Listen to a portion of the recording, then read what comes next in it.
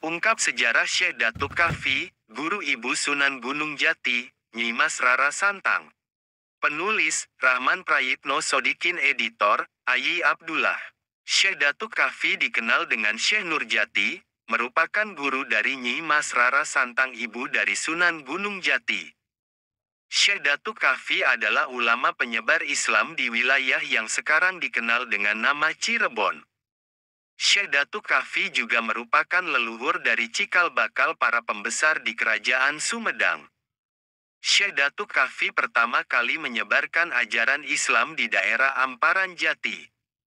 Putra Syekh Datuk Kahfi merupakan wujud dari Pangeran Santri Sumedang penerus penguasa di Kerajaan Sumedang Larang, Jawa Barat.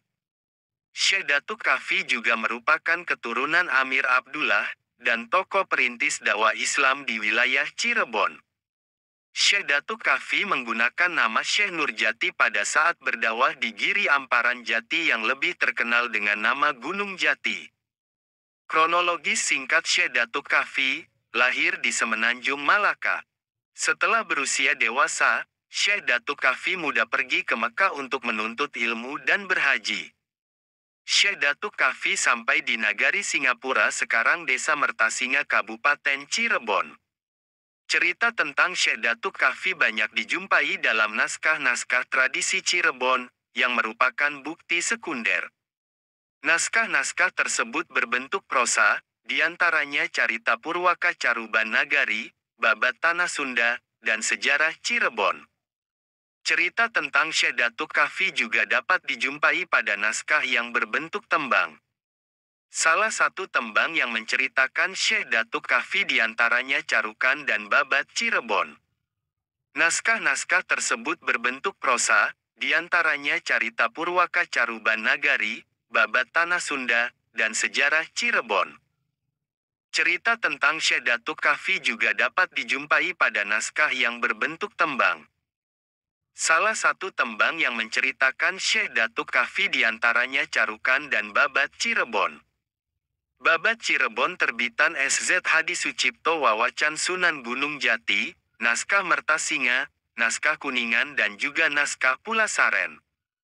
Dari sekian banyak naskah-naskah Babat Cirebon, terbitan Brandes saja yang tidak memuat tentang Syekh Nurjati. Sedangkan naskah tertua yang menulis tentang Syekh Nurjati dibuat Arya Cirebon pada tahun 1706 Masehi. Singkat cerita, Syekh Datuk Kahfi melakukan dakwah Islam di salah satu kampung yaitu Pasambangan. Dalam melakukan dakwahnya Syekh Datuk Kahfi menggunakan cara yang bijak dengan mengikuti adat dan budaya yang ada. Karena menggunakan cara yang bijaksana dan penuh hikmat dalam mengajarkan agama Islam, maka dalam waktu relatif singkat pengikutnya semakin banyak. Syekh Datuk Kahfi akhirnya kedatangan Pangeran Walangsungsang beserta istrinya Nyai Endang Ayu dan adiknya Nyi Mas Ratu Rara Santang. Mereka bertiga bermaksud ingin belajar agama Islam dari Syekh Datuk Kahfi. Datangnya Pangeran Walangsungsang dan Nyi Mas Rara Santang merupakan perintah mendiang Nyi Mas Subang Larang. Nyi Mas Subang Larang memerintahkan putra-putrinya untuk belajar agama pada Syekh Datuk Kahfi semasa hidupnya.